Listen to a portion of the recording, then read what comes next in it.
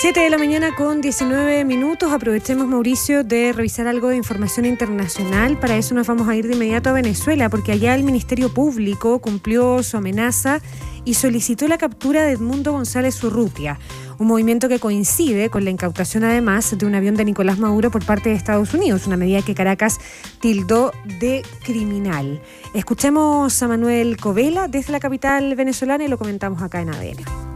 Un tribunal especializado en terrorismo giró este lunes la orden de captura contra Edmundo González Urrutia, menos de una hora después de que la Fiscalía hiciera pública la solicitud de la medida. Ese organismo acusa al ex candidato presidencial de la oposición de haber cometido 6 delitos: usurpación de funciones, forjamiento de documento público, instigación a la desobediencia de leyes, conspiración, sabotaje a daño de sistemas y asociación. Todos ellos relacionados con la publicación en una página web de actas electorales que, según la oposición, probarían la victoria del diplomático de 75 años en las elecciones del 28 de julio, mientras que el chavismo y el Ministerio Público sostienen que fueron falsificadas.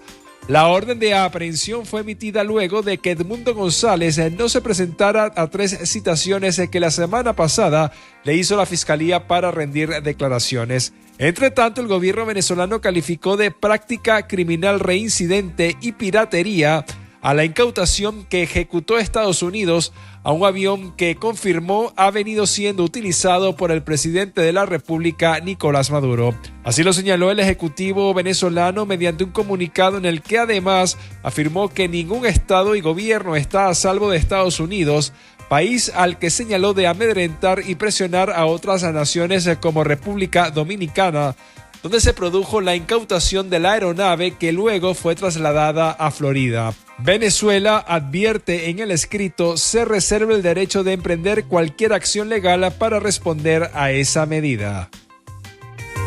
Bueno, gravísimo el punto, Paula, que se está planteando que en la práctica, y esto en análisis bien transversales, que la vida de Edmundo González y de María Corina Machado peligra su integridad física por el hecho de que se estrecha el cerco, como titula hoy El País de Madrid, en torno en particular a Edmundo González Urrutia, el candidato que, de acuerdo a lo que se conoce de las actas de las elecciones del 28 de julio, fue el verdadero ganador de ese proceso de elección presidencial.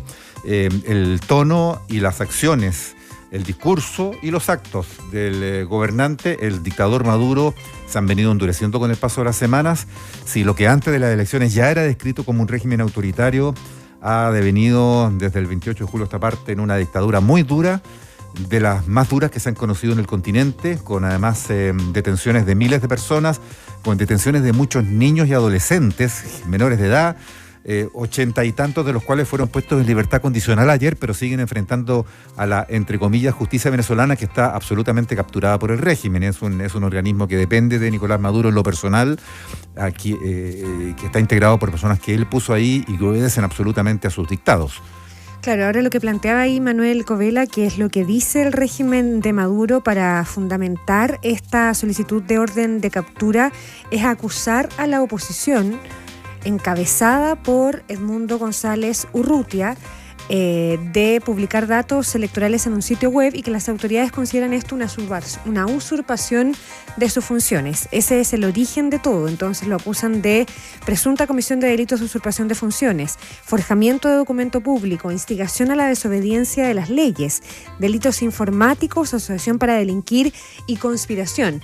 Lo que ha dicho María Corina Machado es que nunca estuvo presupuestado, evidentemente, que Edmundo González se presentara a la Fiscalía, porque ya para la oposición esa sola presentación representaba el riesgo y un cerco contra su libertad y eventualmente contra su vida. No se presentó 3 veces, avanza entonces la Fiscalía de un personaje que nosotros conocemos acá en Chile, de cerca, de Tarek, que es el fiscal general venezolano.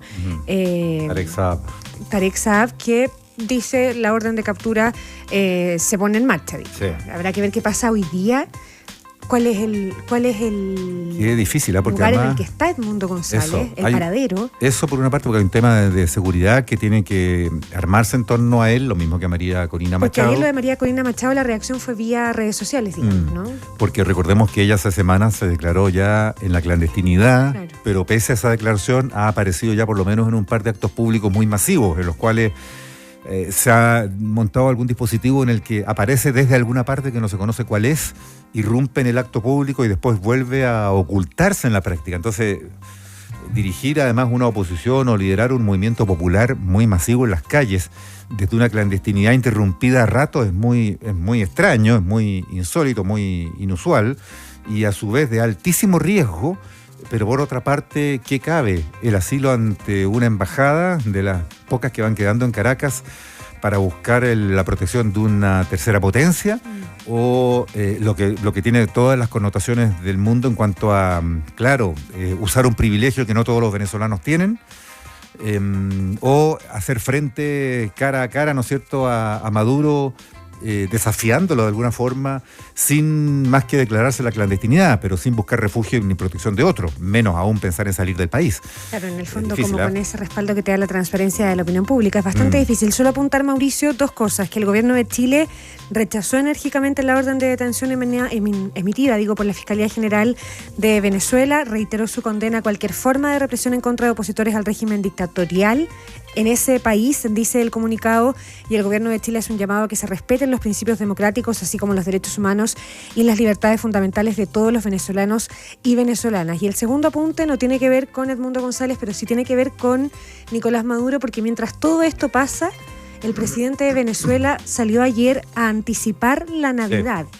En ese país para el 1 de octubre en medio de la crisis política y social. Decía Maduro ayer: es septiembre y ya huele a Navidad. Voy a decretar la Navidad para el 1 de octubre. Llegó la Navidad con paz, felicidad y seguridad, dijo el mandatario durante una presentación en un canal oficialista de televisión, y repite, ojo, lo que hizo en 2020 y 2021 el fallecido mandatario Hugo Chávez en 2006, en medio de crisis que afectaron también a ese país. Mira, ni García Márquez imaginó una figura como esta, delirante simplemente. A todo esto, bueno, está la noticia de la incautación del avión de Maduro por Estados Unidos, sí.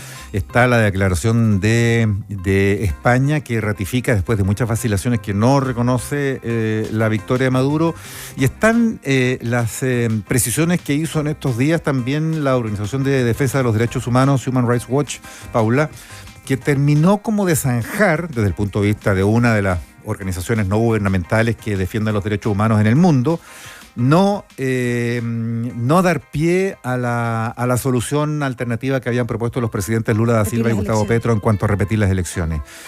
Ratifica Human Rights Watch la posición de María Corina Machado en cuanto a que eso sería irrespetar la voluntad del pueblo soberano de Venezuela, que ya se manifestó en una elección que se desarrolló hasta su término en perfectas condiciones, en paz, con orden, con la emisión de los votos en forma perfecta hasta el momento en que había que contarlos. Claro.